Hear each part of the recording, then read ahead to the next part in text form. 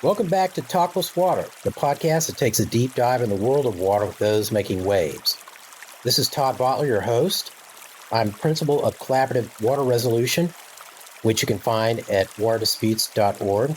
And I'm also editor-in-chief of Texas Plus Water and the Texas Water Journal, which are both free publications.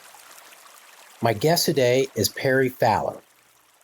Perry serves as the executive director of the Texas Water Infrastructure Network, also known around here as TexWin.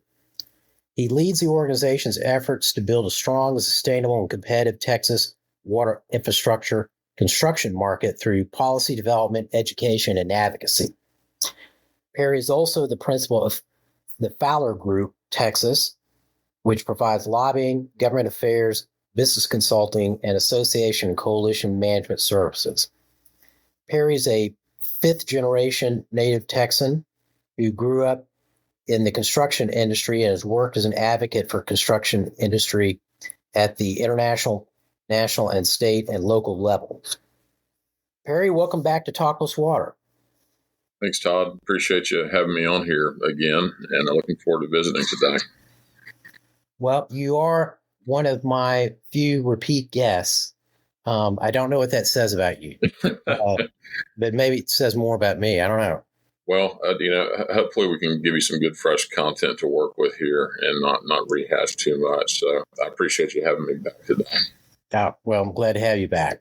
So, as you know, in previous episodes, I always ask my guest how you decide on a career related to water, which we have covered in previous episodes, which is a hint for people who want to know that to go back and listen to them because they're all available, right? So instead, I want to ask you, what gets you up out of bed every day to work on water issues? Well, I think that we're at kind of a pinnacle right now in terms of awareness about Texas water and water infrastructure here in our state. And, really at the end of the day, our members, our TexWin members are out there building these projects that ensure that we have a water supply that is clean and safe and that it's going to be sustained into the future to ensure that our economy is strong. And that's how serious it is for us and for me. And I also, frankly, find a lot of joy in what I do. I love working in the water field, and I really enjoy working for our members as well, and especially working with all the different water groups and water advocates out there. There's not much more of a dedicated group, I don't think, in Texas than your water folks, and so it's a real privilege to be considered in that group and participate in it. There is a lot of angst right now in the the newspapers and various online forums about water situation in the future of Texas because of the ongoing drought, particularly down in the Rio Grande Valley where they're in a really bad situation. I'm just curious, does it feel to you like this is a little bit different than it has been in past years in terms of the kind of the focus on, how we're going to get the water we need for all the, folks who are moving to Texas? We're 31 or 32 million, and we're going to 50 million by 2070 or something like that. Well, I can tell you that there's a much greater sense of urgency about the water situation, and that tends to center around the water supply. And it is something that's getting attention from the highest levels of Texas government to our representatives in Congress and the Senate.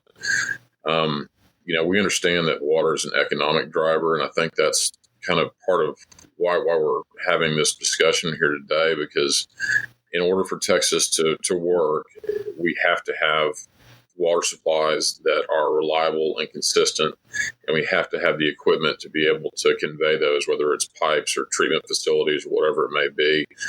And yeah, we're back in this drought situation again, so it certainly raises awareness about what the needs are.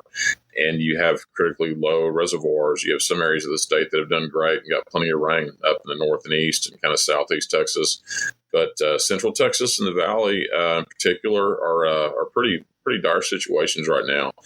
And one of the challenges is that we really don't have any redundancies or resiliencies or backup supplies at a lot of these places. So what we're discussing right now is, how do we ensure a strong Texas water situation into the future?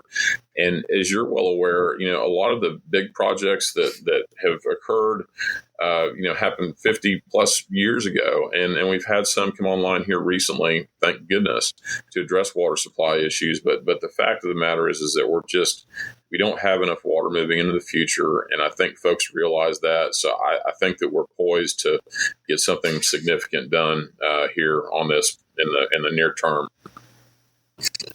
Well, I totally agree with you. I look at what's going on in the Rio Grande Valley, and Amistad was completed in 1969. And I think that's the last major water supply for that region. And I'm sure it is. And so you look at the growth that's happened down there, and it's been with, the same supplies they had available in 69. And, really the only thing that has allowed that region to do what it has done is they have an active water market that's allowed a lot of the water use to move to higher value uses, not all of it by any means. But the report I've been working on water markets is, covers that. And so that's kind of the saving grace for them. But, the rest of the state, it's a bit of a different situation. Well, before we get it too far in the weeds, why don't you go ahead and tell us about the Texas Water Infrastructure Network? Sure. So Tex One was founded back in 2013. It was originally founded by a handful of Texas contractors who hired me to work for them because they had some concerns around things that were happening in state law with regard to procurement. And I've got a construction background. I've been involved with construction trade associations. So when we kind of kicked this group off, there was a void that we filled. And, it was really an issue of trying to provide a voice for the folks that are out there building these projects, because they're a really important part of the equation. So what started out as a focus on procurement law has expanded greatly over time to all facets of what it takes to basically get a water project delivered, to include funding and federal and state regs and industry relations.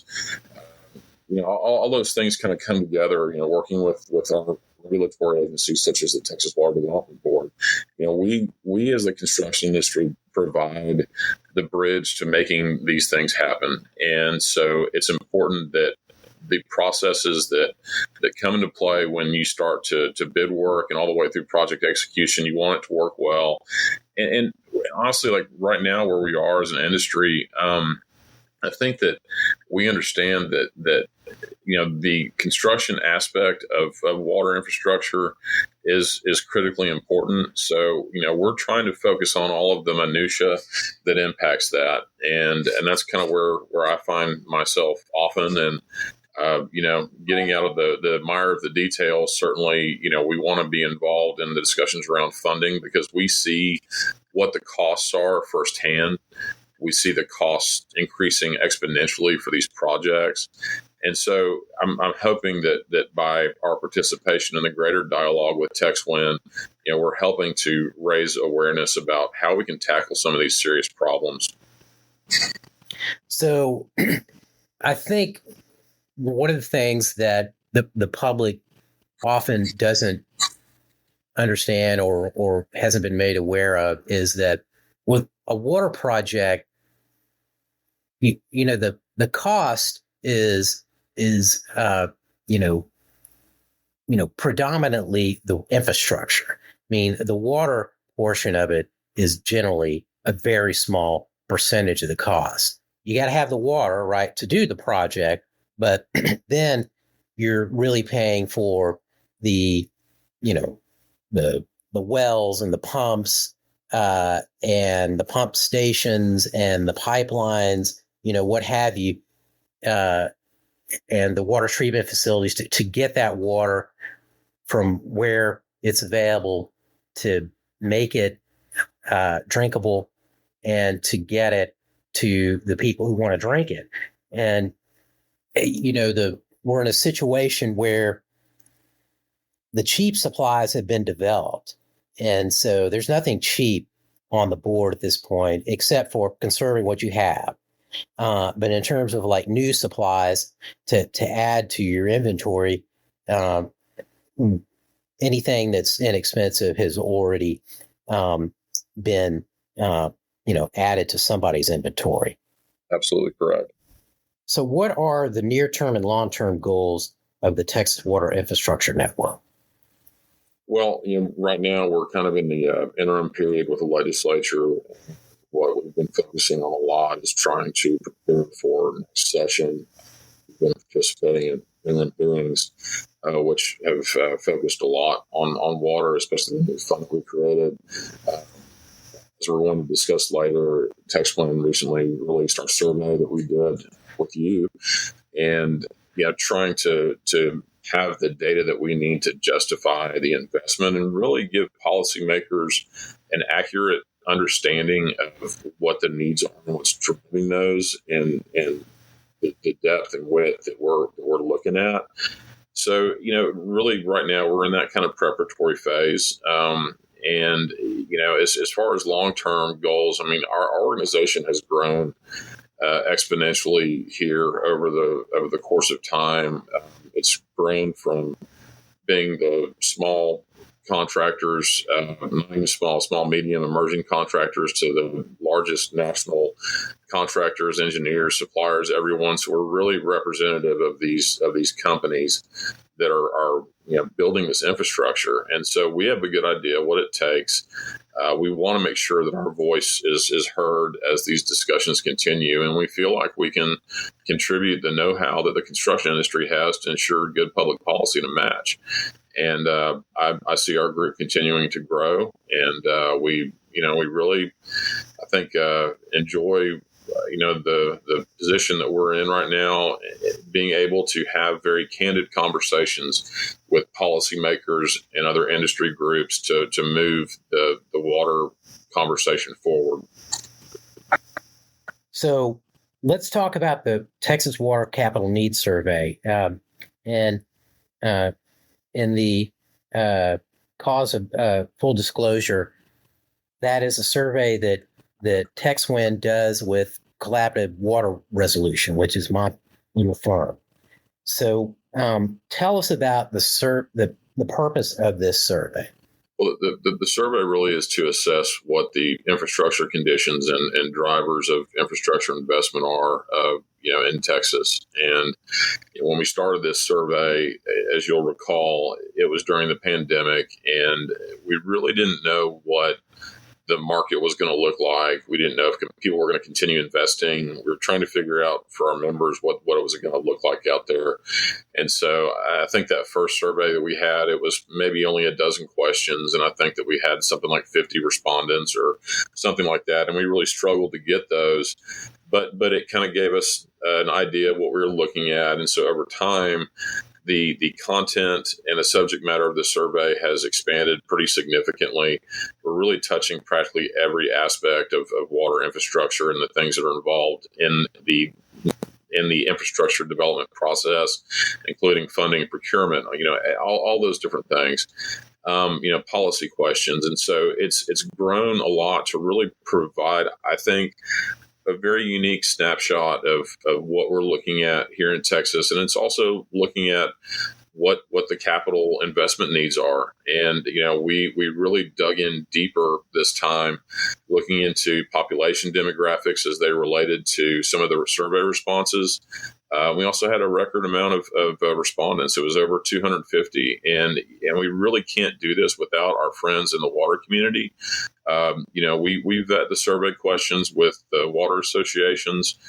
We want their feedback because we want their participation. And they've got access to the owner community out there that we work for. So, it's a great survey. I really do think that it's interesting. And, even if it just validates some of the concerns that we hear about and talk about, whether it has to do with leaking pipes or aging infrastructure or funding preferences, being able to have that information is incredibly valuable. And hopefully it helps us make better decisions. And that's really what it all boils down to. We want good data to drive decisions and process. And there's been a lot of interest in it. You've already been in front of the legislature to talk about it. And I probably should add here for our listeners who are not in Texas, the legislature in Texas meets every other year in odd years from January to the beginning of May. And so during the period after the session, regular session ends, sometimes there's a special session or special sessions after the regular session ends. But during that period, there is a dog barking in the background.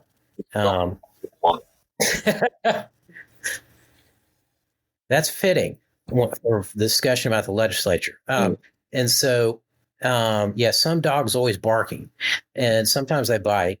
And so during that interim period, there's all sorts of research that goes on about various issues that the legislature may or may not take up when they meet the next time around. And so you had a chance to go and talk to, I think it was the Senate Water, Agriculture, and Rural Affairs Committee about this survey.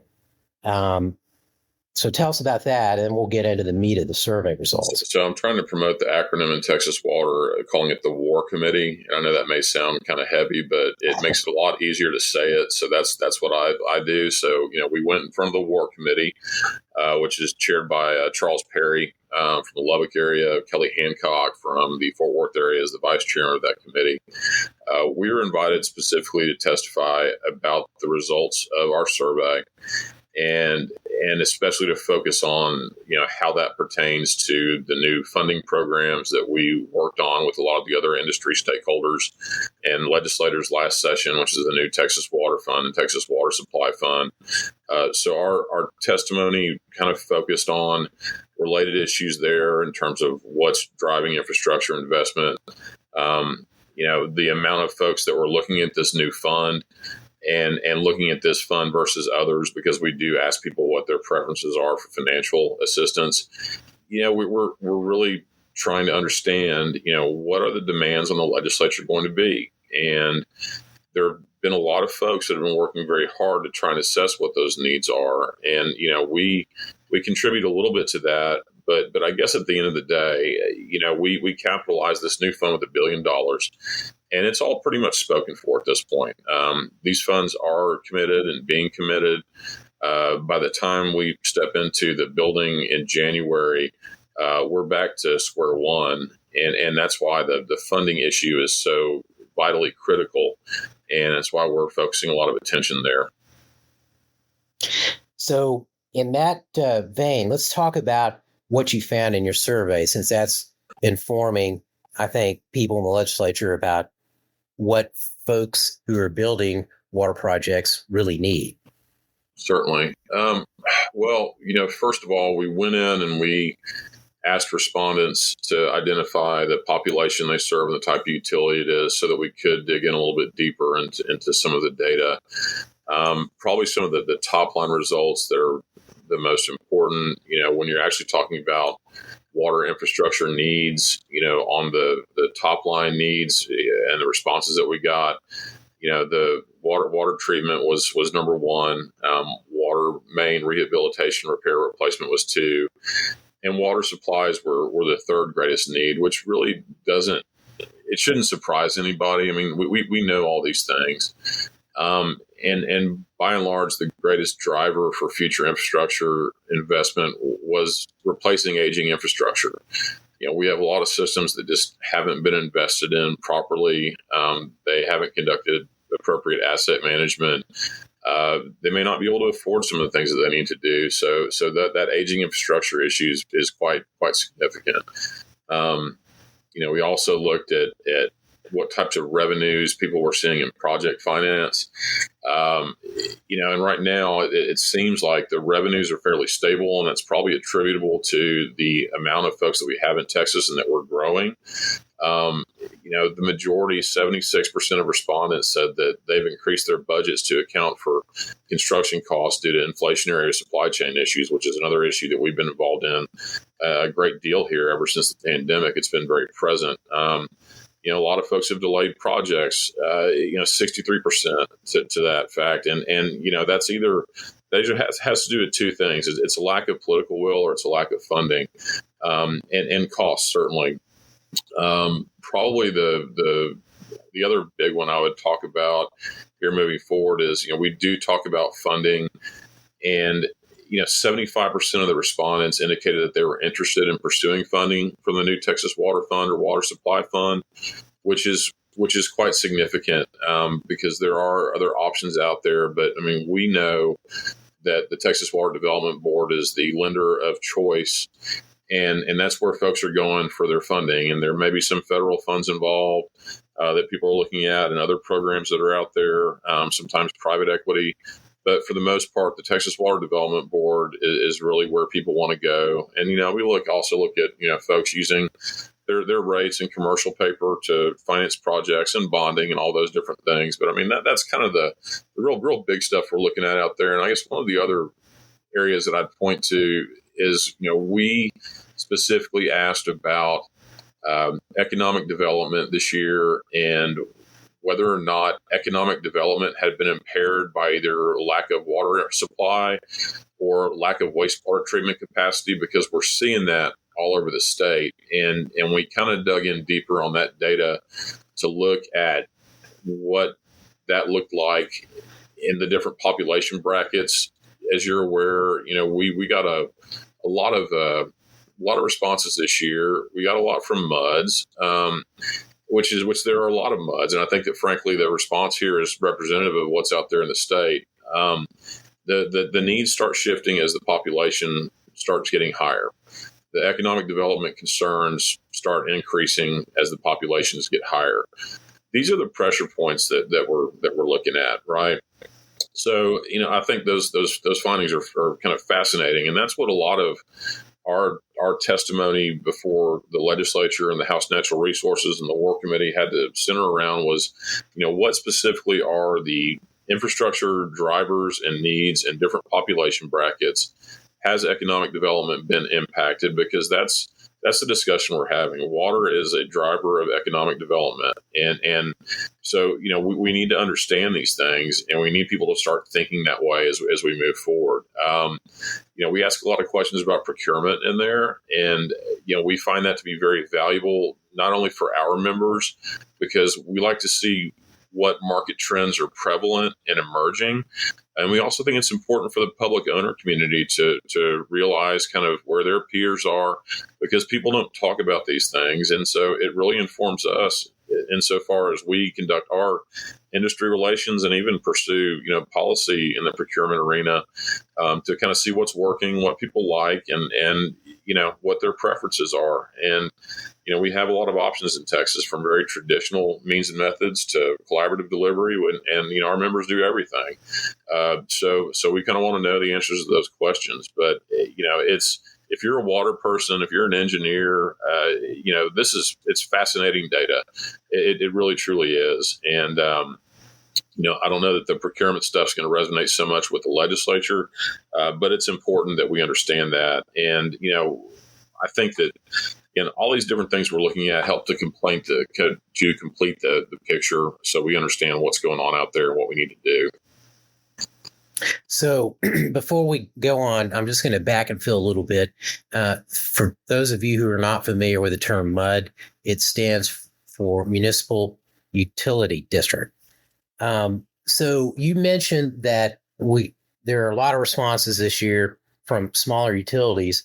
Texas has got over 7,000 water utilities, and about, I can't remember what the number is, but it's like 150 or 200 of them really supply the vast majority of people who live in the state, which tells you that most of those are really, really small utilities. And so when you look at the results that you got from those entities, I wonder if you saw any, concerns or any evidence that small utilities are really not in the position quite often to apply for the funds that are available for water supply development, in that, you have to have somebody who knows how to do that, to put those grants together and manage them, and who understands that process. And, the small utilities, and we're talking about, some of them are a couple of people, right? That would be a struggle to do that. Did any of that come through in your results this year? Yeah, I mean, a little bit. I mean, I think that, when we start looking at the actual capital needs and drivers that are bracketed out by population, again, the responses here are similar to what we saw in our top line results. Water treatment was a high priority. Alternative water supplies, high priority. Water main rehab and replacement, a huge one. Water storage and wastewater treatment too. I mean, those are the kind of the big five that we see keep kind of popping up there. And, when it comes down to it, again, consistently, it's aging infrastructure, regulatory compliance, population, growth, and supply diversification and flood control projects are what are the drivers that we're seeing out there. And I guess what was remarkable to me, because, we're looking at what the needs are on kind of a 10 and 20 year period going out there, by the time we get into the 5 to 10,000 population bracket, which is, I would say, still a small system, you're seeing needs expressed, in the hundreds of millions of dollars. As you continue going down the path to larger populations, these numbers start getting increasingly larger. And, we're not talking about the scale of, hundreds of millions. At one point we're talking about billions, and so again, for the smaller entities that are out there, they've got the same issues that everybody else has. Do they have the resources necessarily to address them? A lot of them probably don't. And so that's why I think there's a lot of emphasis right now on trying to identify, what kind of funding is available and what's needed.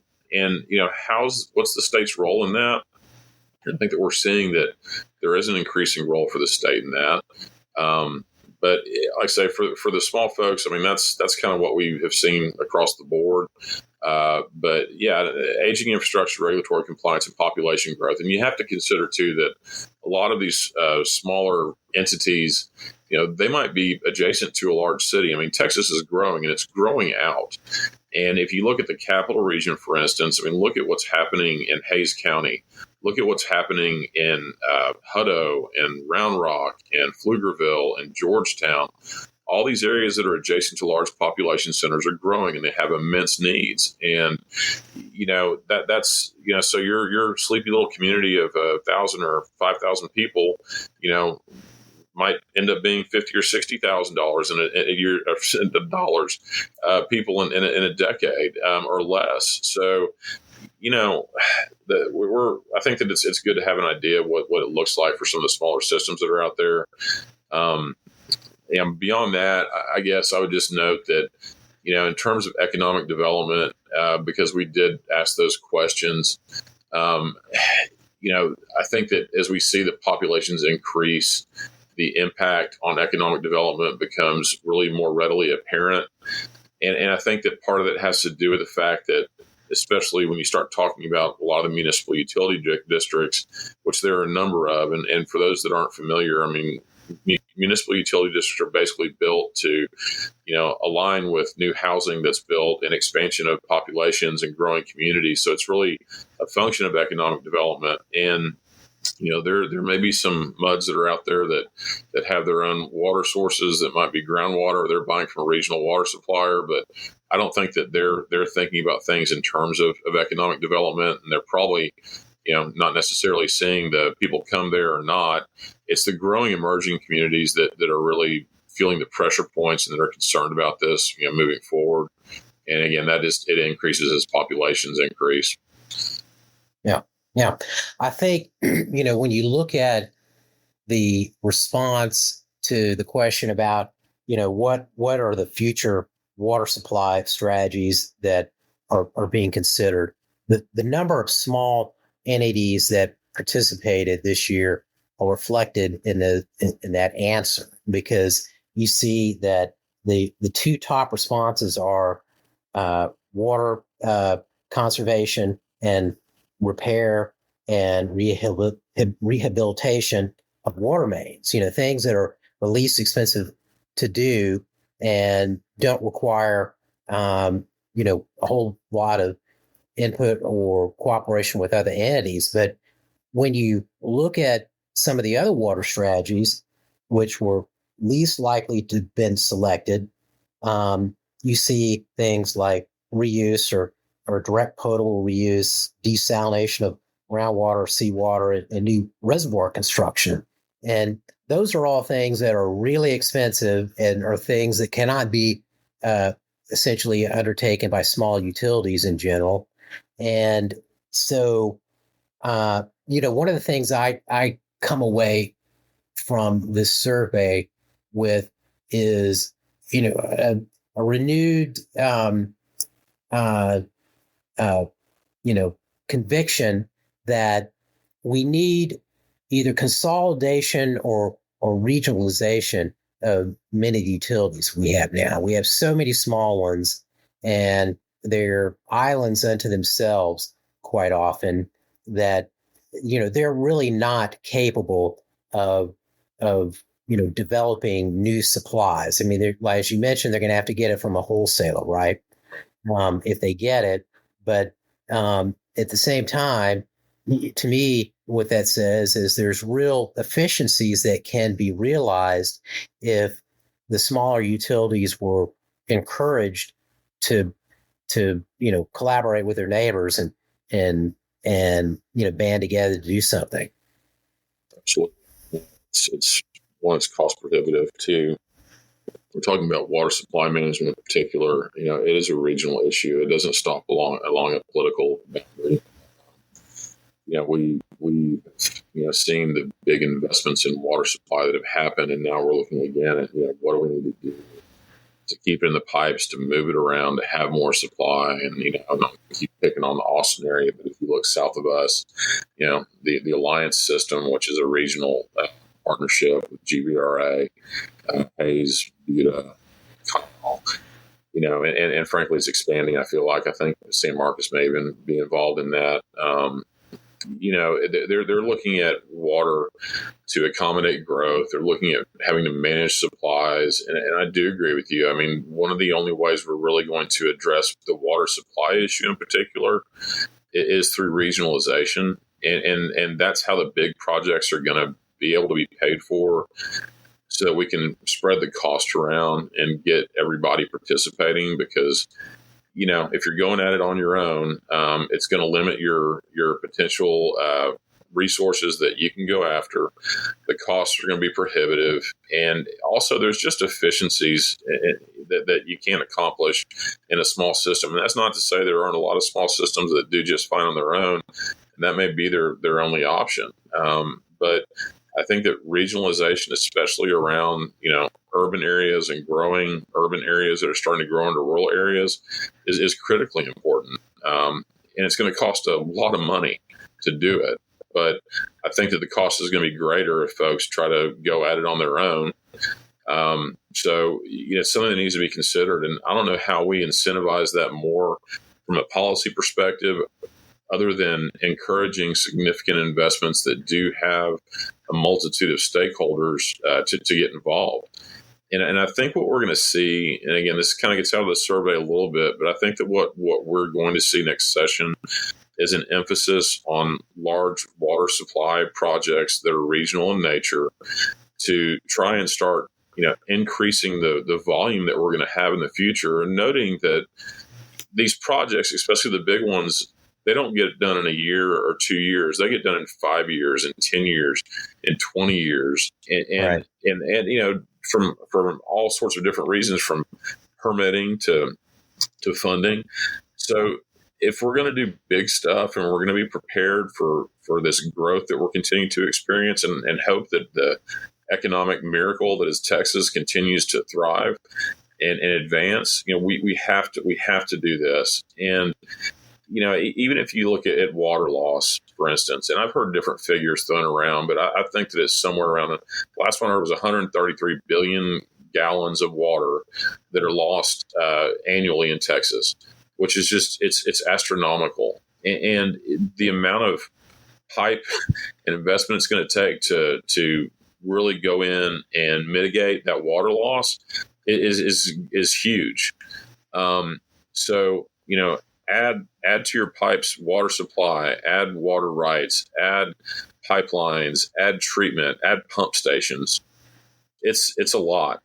It's a lot to contend with. Yep. So you kind of started off in answering the next question I have about what's next for TexWin, you and TexWin. We had a new water fund created last session. You think we're going to can get another one this session? I think we're going to try to capitalize the new fund. That's what the goal is.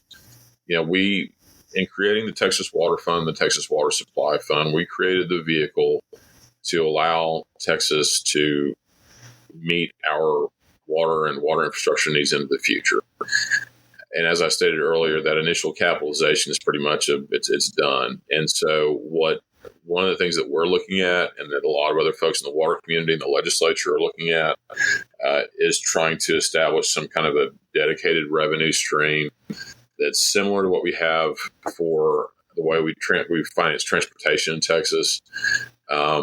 That's one of the things that we're looking at to provide an annual consistent capitalization of funding. And we're still kind of in the initial phases of looking at that, but I think that we have a roadmap available there. What Texas has done in the past is we've appropriated money to meet our federal match. We've had some capitalizations. We've had some changes in our bonding authority, but that's kind of a piecemeal approach. And if we're really talking about planning on a 50-year horizon or even a 20-year horizon, we need to ensure that we have affordable financing available. I think that it's still a very good chance that we'll see some type of significant capitalization here this session. We need it. And if we're talking about investments, on the scale of, $50, $100 billion that we're identifying here over the next several decades, we're going to have some serious capitalization. And, $1 billion only gets you so far, especially if you give that money away in grants or low interest or zero interest loans or negative interest, which a lot of people want. So a lot of people just want to have affordable, loans that they can have, and that makes these projects possible. So, I think that we're going to see an attempt to get dedicated revenues established.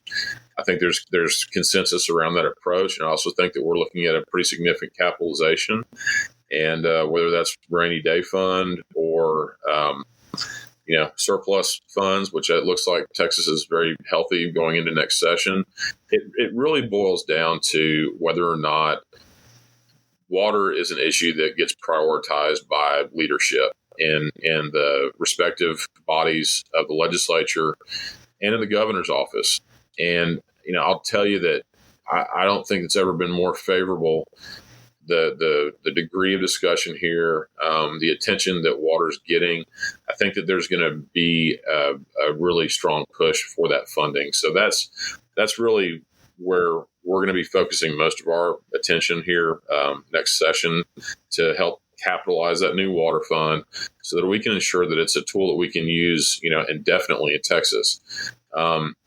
And again, I don't know what kind of numbers we're looking at here, but I can tell you that it's going to be on the magnitude of, billions of dollars in capitalization and definitely well over the billion mark, I would think, annually in terms of whatever revenues we're looking at, so that we can at least have, a biennial investment of $2 billion. And would hope for more. I'd like 2.5. I think that 2.5 is feasible. There's a precedent for that out there, but it's really going to depend on whether or not people have the will and the political courage. And it's something that we've talked about a lot. You have to have political courage and will in order to get big things done. And that applies on the state level, and it also applies on the local level. And I'm fairly optimistic that we're going to make some progress here. And I think we've got better data to back up the need than we ever have.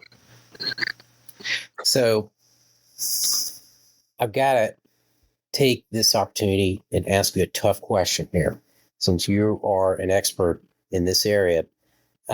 Looking back historically, Texas got a lot of federal money for the development of water supplies, water projects. And that seemed to really kind of come to an end in the 80s. And my observation was that the state didn't put the effort in that it had in prior decades. Some states like California are still, very well organized to go after federal money and to secure the money that they need to provide for their future water needs, at least in part. Do you ever see Texas making a, much more concerted, organized effort to get federal funding in the future as it did in the past? And to me, because I know you, I'm going to head you off here before you answer. I've been part of the groups that go up in the winter usually to knock on doors and talk about water supply needs to the Texas delegation and others. That's not really the kind of effort that's necessary. I've seen much more from other states. So I'm just curious, you think that the effort on the federal level will ever match again where it was or what is being made on the state level to find that money?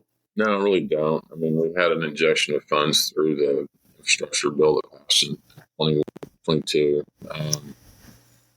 What we've been seeing actually is Texas is losing money. A lot of that's attributable to congressional earmarks. Water, like many other things in water funding, is being used to political favor and grease the wheels in D.C. And you're right. I mean, there was a time when we had a significant amount of funding, and it wasn't necessarily through EPA. A lot of that came from the Army Corps of Engineers, and this stuff has just changed, over time, especially in terms of water supply projects. I mean, what we're looking at right now, if the trends continue with funding for the SRF program, which is always referred to as the workhorse of the Texas Water Development Board, which is the drinking water and clean water state revolving loan funds. We were able to take those federal dollars, match them with what we have as a state, and leverage them. And Texas has done an outstanding job doing that, and probably has leveraged our federal funding more than any other state out there. We have an incredibly effective program, and the revolving nature of that fund is really important. But as we move forward here, and what started happening several years ago is that, there are more requirements to give money away in the form of grants. There's more set-asides for disadvantaged communities. There's all these different things you have to do. Now we have, new domestic purchasing requirements that are out there, which is working its way into, process and treatment equipment. And so at some point it's like, are we going to be able to count on that money coming in? It doesn't seem like it. It doesn't seem to be a priority for the Texas congressional delegation. We've gotten more attention on the issue by Senator Cornyn and Cruz with respect to the water treaty with Mexico, but that's been kind of the big discussion. But in the meantime, when West Virginia is gaining $140 million annually and we're losing $140 million annually, like that hurts, because that means that the water board can't go in and maximize those funds. Now, I'll say this. There are some members of the Congress, and this is specifically the House of Representatives, who have managed to acquire earmarks for their communities. And that's great. I mean, I laud them for doing that. And if we have the funding to do that, that's fine. But if you're a water utility, you stand to get a lot more funding if the water comes through the state of Texas and the SRF program versus going out for a federal earmark effectively.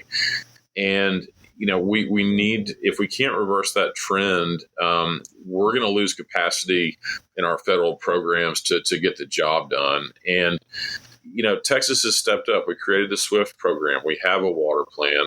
We have our new water fund. We have vehicles now where we can do this ourselves. And I think that we just really can't count on DC to solve our water problems. And, if you look at what's happening in the western states, where you have multi-state interests that are being affected from California, Arizona, Nevada, there is much more federal funding being directed towards that, because it's a regional supply issue for the western United States.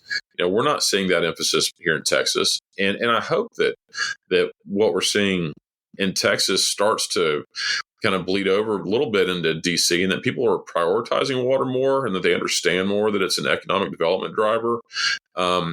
So no, I'm, we've worked a lot on trying to work with Congress to raise the level of awareness with our water colleagues. And, I got to say, Senator Cornyn in particular has really gone out there and he's advocated for us, and he's advocated for more funding. But these federal programs are not the solution to our long-term water needs.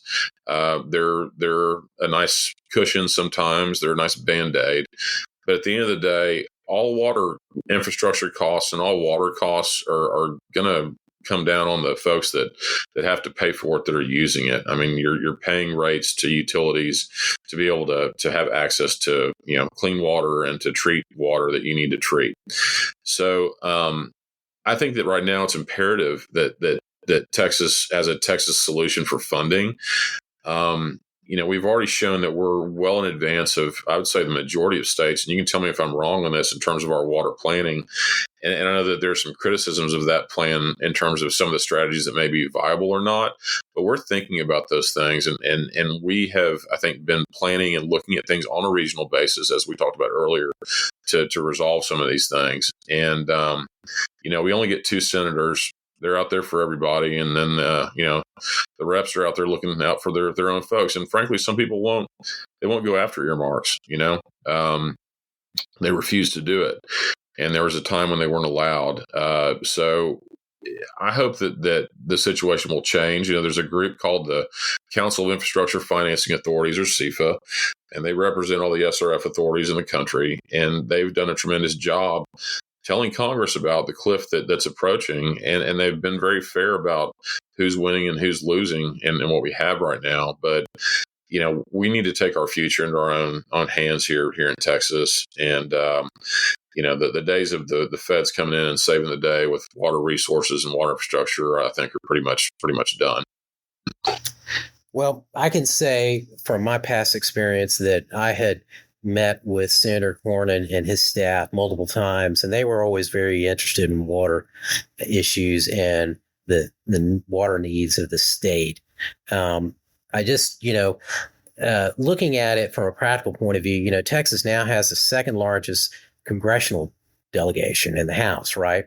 Mm-hmm. And, that's really an issue of priority. And, if water was prioritized by the House members from Texas, then they would be getting more money. Mm-hmm. It's not prioritized. They have other things that they prioritize. Absolutely. I was getting more people in the ranks of the T&I committee and EPW and Energy and Commerce and Appropriations. I mean, do you realize that neither one of our senators are federal appropriators?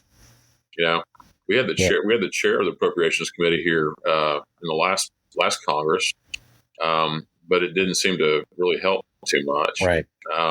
So, yeah, I hope that people do continue to tell their members of Congress that water is important and that they continue to take those trips up there because it's important for people to see constituents and to hear from them. But I wish I could be more optimistic about it, but I'm just not, because the proof's in the paper, and we see what's happening with the numbers that are out there. And look, we're always going to rely on these federal programs until they, basically become defunct, or they don't have funding anymore, or it just becomes so untenable to participate in them because of the regulatory aspects that people refuse to go after the money. I mean, there is a cost involved in pursuing federal funds, even if it's being administered by the state of Texas.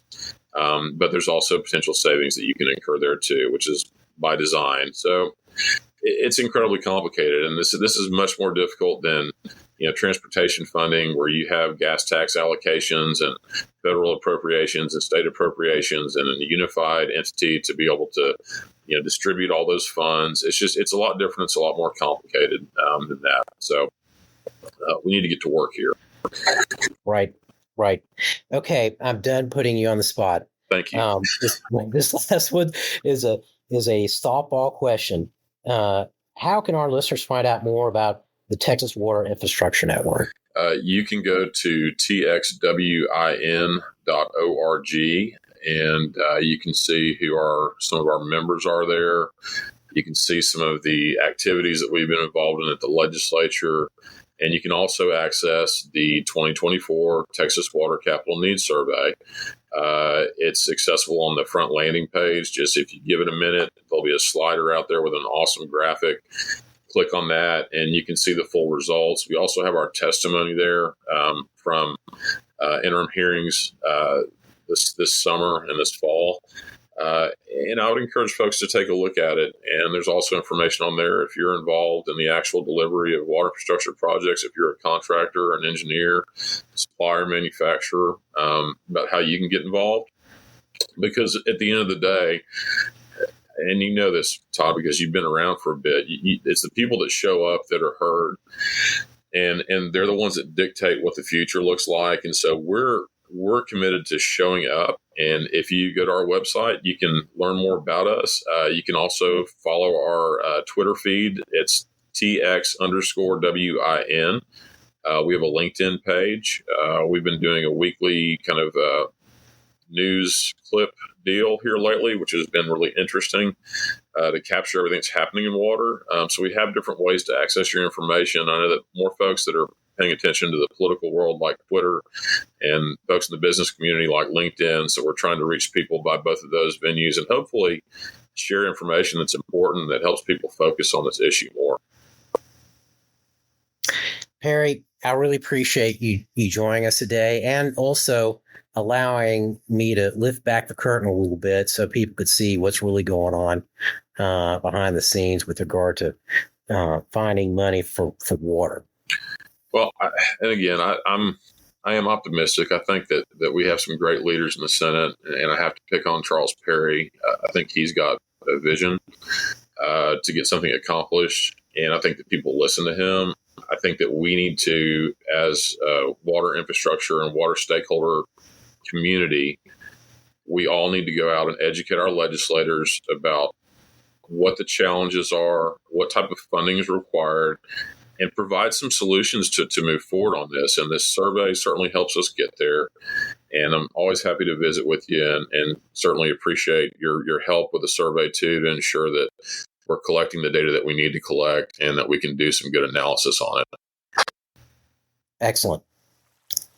Well, this has been Talk Plus Water.